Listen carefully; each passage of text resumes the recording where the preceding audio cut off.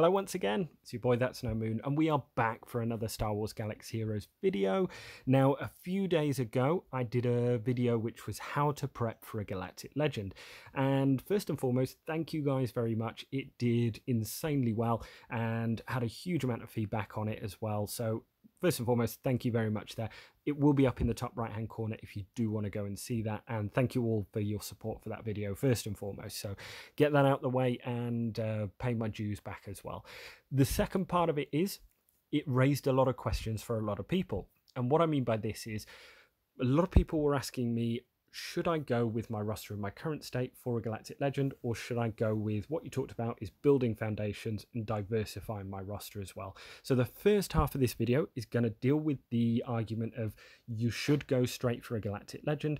The second part of this video will deal with going for building foundations, building key squads that I think are super important, and we'll have a look at in a year or a year and a half's time, if those rosters were to meet, who would be better or who would be in better shape, basically.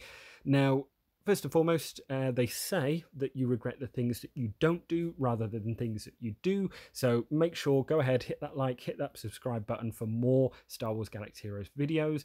Also, there is a Discord in the, if you are on Discord, there's a link in the description down below as well. So if you want to come over, chat, ask any questions, etc., let me know in the comments or in Discord, or just come and chat Star Wars Galaxy Heroes with some more like-minded people as well. So in terms of getting into the argument, and the first and foremost of going, should I go straight for a Galactic Legend off the bat? I'll give you the reasons as to why I feel that is a good idea.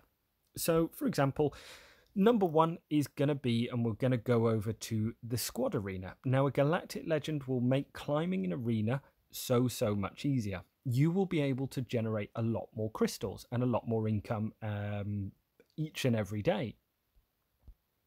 And when we go over to the squad arena, you can see there that there's quite a lot of crystals up for grabs if you're able to grab one of the top spots each and every day.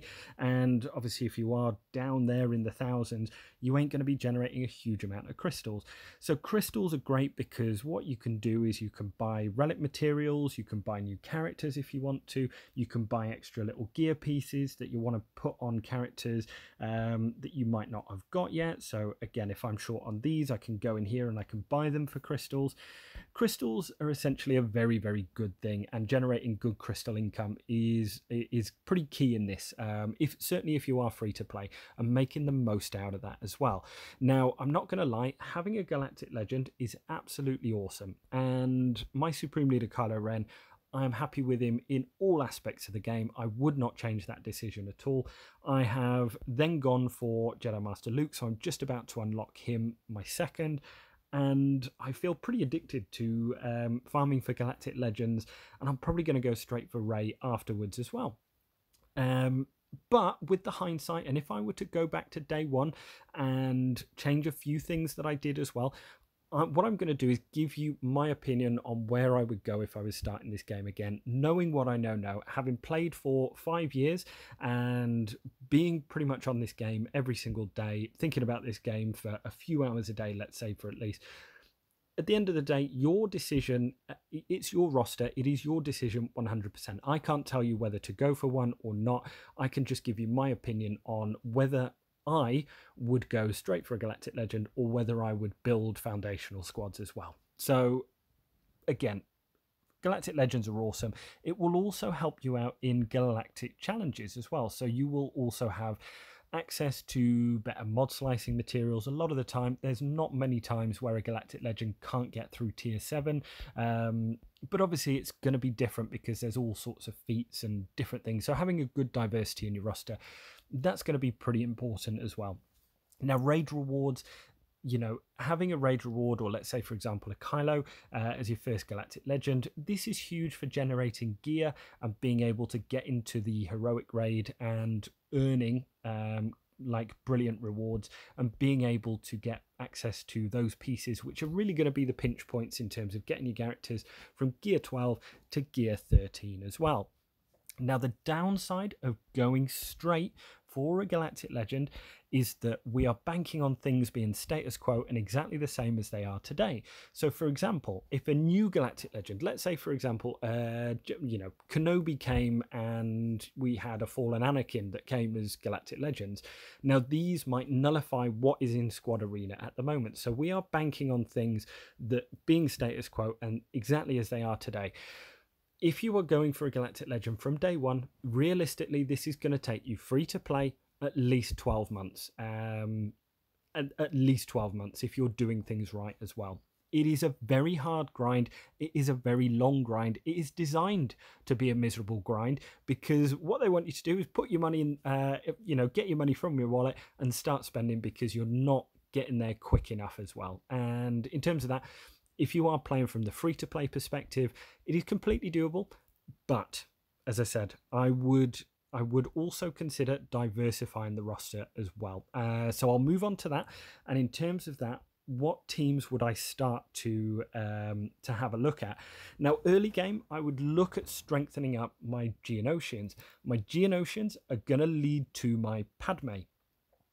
Now, also, I want to be investing in, this isn't a definitive roadmap, by the way. This is just an example of some of the squads that I would have a look at getting early game.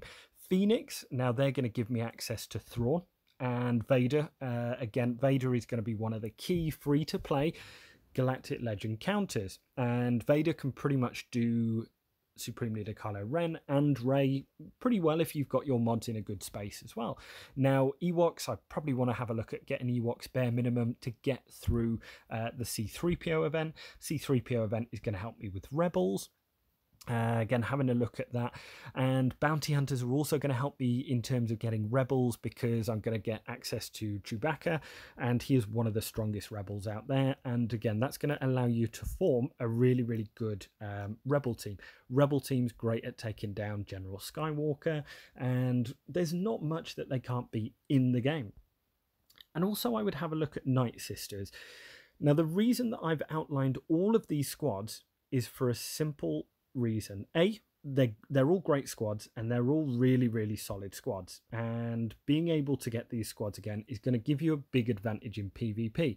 So let's say, for example, player A has gone straight for the Galactic Legend, player B has gone for diversifying his roster and, building up key teams and things like that. What's the net result of this over the year? So all of these squads are going to be able to help us in these assault battles. Now, the assault battles will also sort of generate shards for characters. It will generate mods as well. It will generate the Zeta materials. It generates, this is really important as well, the Chirotech, so you get about 10 of these each time. The finishers, so the injector cell salvage and this other junk here. And it will also give you access to some passive like relic mats as well. So they're categorized, and I'll flash them up on the screen now as well. But we have bear with me.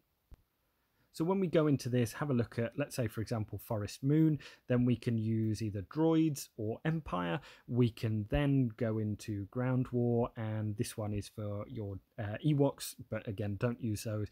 It's going to be the Jedi faction. Military might is going to be Rebels or clones as well. They're pretty good as well. Places of power is going to be my Sith. The secrets and shadows is then going to be my Night Sisters. So again, these are all quite tough, but being able to generate passively your income is going to give you a much so you're going to be generating income at a much increased rate rather than putting all your eggs into one basket as well. So that's why I feel that investing in these key teams really does work. I feel that the decision to come for a Galactic Legend then comes on whether you want to farm both the Revans, which actually I think is incredibly important, because both of those Revans, let's say, for example, you've gone light side Revan and you go gas, well, that gives you an amazing free-to-play counters against Galactic Legends, or Sith Empire are hugely they're hugely useful in a huge amount of aspects of this game still. Their skills and their power hasn't really deteriorated that much. There will never be a bad place in this game for someone like Darth Revan and Bastila Sham Fallen as well, or Malak.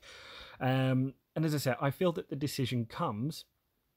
The other one I said that is worth investing in is going to be these droids. As I said, on Forest Moon, you'll be able to earn better rewards, and it gives you access then to General Skywalker. So I feel that the decision comes around about this point. Anywhere before this point, I wouldn't personally consider going for a Galactic Legend, because you're not generating enough income, like passive income, in terms of gear, in terms of relic mats, in terms of anything like that, and it's going to make the grind way too long. I feel that the decision is here, and personally, I would go for both the Revans first. So for me, it is now a decision of going whether I go for gas or whether I go for straight for a Galactic Legend. Now, me personally, I would round out General Skywalker there as well, and then go for a Galactic Legend, because actually General Skywalker can still be pretty good in Arena, still pretty good in PvP.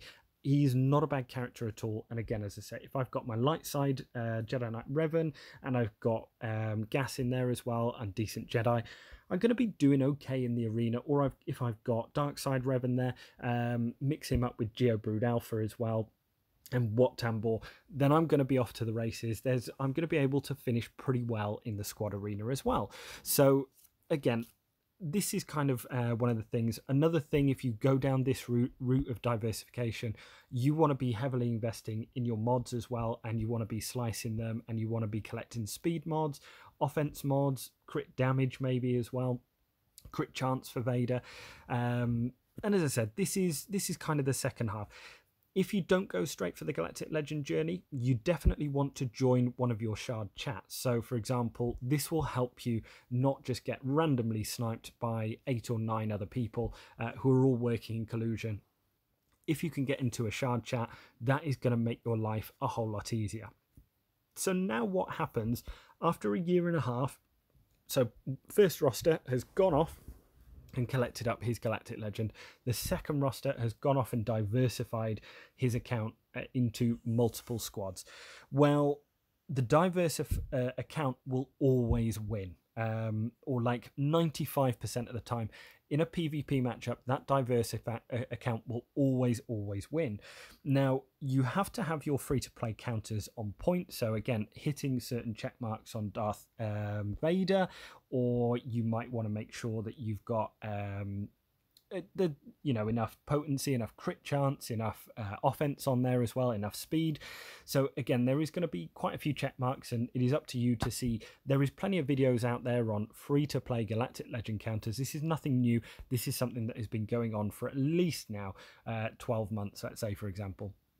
So these counters have been around a long time. They are tried, they are tested, they work as well. Now, in terms of that, my recent experience, so let's say, for example, putting it on a bigger scale, my last Grand Arena matchup, I have 1 Galactic Legend, my opponent had 2, but he hadn't built on foundational squads a lot of the time. So I was able to take advantage of that by placing a tougher defense, and I was able to get through him absolutely no problem at all. So he'd set one of his Galactic Legend, he'd use the other one to try and get through. As I said, this is usually how the matchup goes. When you have a diverse, you have a lot of advantages in a lot of other places.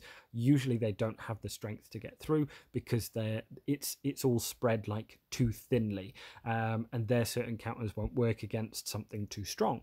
So hopefully this video has helped you a little bit. Again, I'm definitely erring on the side of build up some foundational squads first, so that you have a good basis to collect up rewards passively, and also being able to do well in dark side and light side geo territory battles, or whether you're still on Hoth as well. These are going to help you, but as I said, I'm a big advocate for diversity in the roster and building up key certain teams.